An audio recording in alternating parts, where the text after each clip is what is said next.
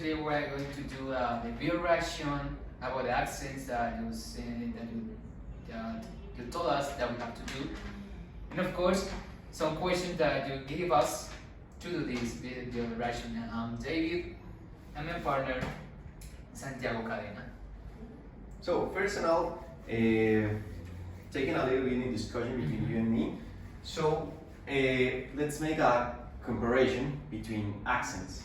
It's very curious because all the videos say something like accent is identity, is lifestyle, or a social standard. So I would like to first compare the British accent.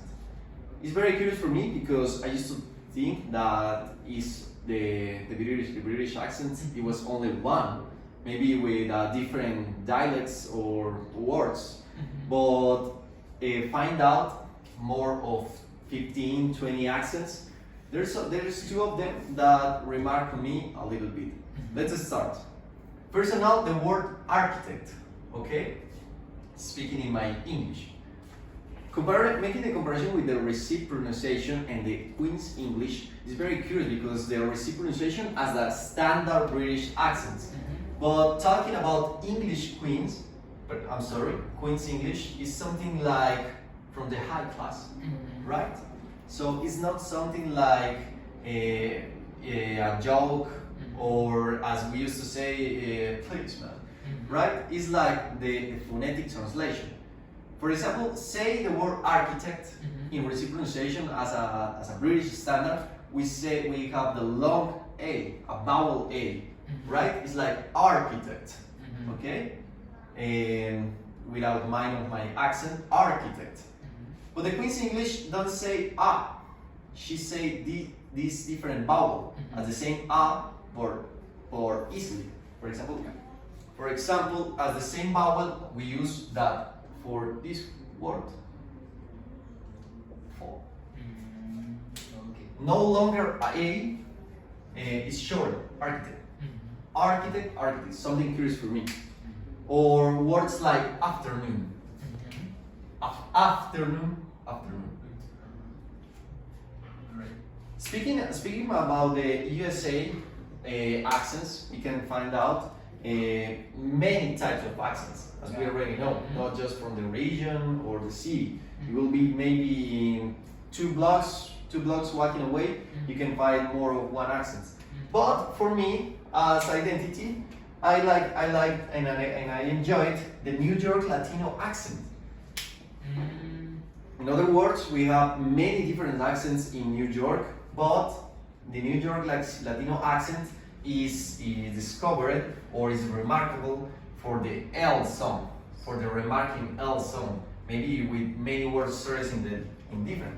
For example, they recognize us, or maybe Puerto Rico, that is the influence, or Caribbean Spanish, the influence in New York Latino accent, because they don't say love like all Americans. They say love, light, live, always with the l.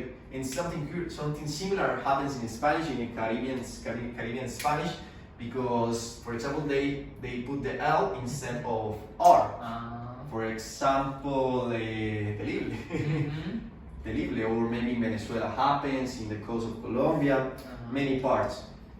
But as we said before, accents is like identity, and this is instead that is not just a Latino accent, it's something a little bit white. Speaking about black accent, we can find out the word did for all the words that are written with th for thick. For example, they don't say that. That. It's like that. Or the. The for the. It's something that happens to me, even for me, that I used to think the black accent, it was just like longer words. Or maybe like a jokes that you can watch in movies or listen to Tupac songs, whatever. It's not just like, no man, it's like these little things in phonetic language, right? The second question about accents, so the video reaction, we have what's your opinion about accents as an ESL learner and teacher? So I would like to say something very short about what is ESL. It's a common abbreviation used in schools and it stands for English as a second language. In schools, we often use the term ESL when describing the program that educates students who are non-native and English speakers, and often for describing ESL instructors or teachers. So, my opinion about this is that when students have to, or they maybe must, learn any language, in this case English, they probably have to look for, or they have to find out what kind of accent they are going to learn. And of course, not all the teachers can bring this kind of accent for their students, but they can show what kind of accents they are going to study. So it could be in a better idea that students, not exactly, but in little by little, they learn English, they can a little bit forget their own accent and find out another accent that they would like to study. So that's opinion. And the third question is, what should be your perspective in this area when teaching and accessing pronunciations? Thank you. So I would like to say that ethic for teachers and versus motivation. That is, of course, for students. Oh, sorry, students. And in this case, of course, teachers, when they are doing their degree in foreign language, they have the ethic that they have to keep.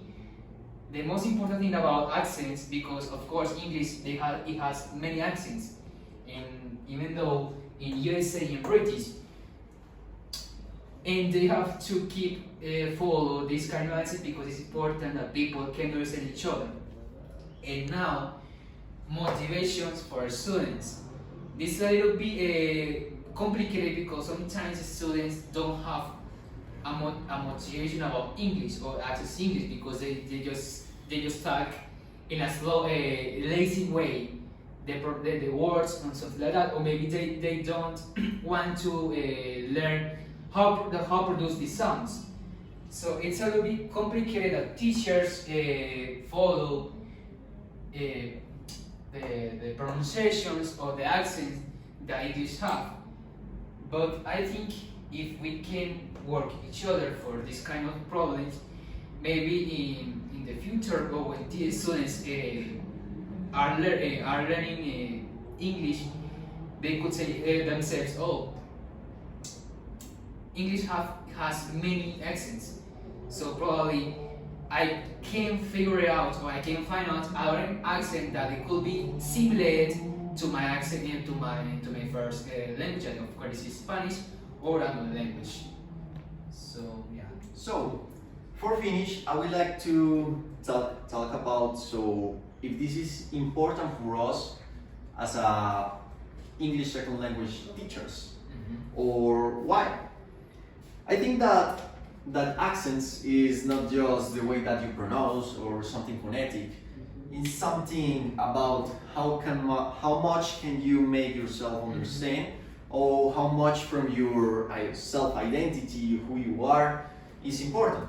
So I will answer that question not exactly with phonetics. It will be with Intelligibility. Intelligibility. Intelligibility as the way that we can make ourselves to understand is important. If find out this kind of things, we can realize two things. Do I have an accent, a Colombian accent, an American accent, just because someone once teach me English like that? Or do I want to learn one more accent? For example, as English teacher, I would like to my student, what kind of accent would you like to develop? maybe there is one student who likes to Tupac music, Eminem, whatever, and he wants to develop a black accent. Ain't no my business. Or maybe I would like to say that I'm going to New York, or I'm going to California, or Costa Rica, wherever. Any place that someone is going to me to talk to me in English, and I don't have to talk as American. I really want to talk like that with my real accent. Or maybe if I have a Muslim guy or an Indian guy, there's many types of accent. For example, if I go to San Andres, there is different, and it's something about identity. It happens here in Colombia. For example, though I am from Santander, but I grew up in Antioquia, which is my accent. In which way do I want the people recognize me? And that's the thing.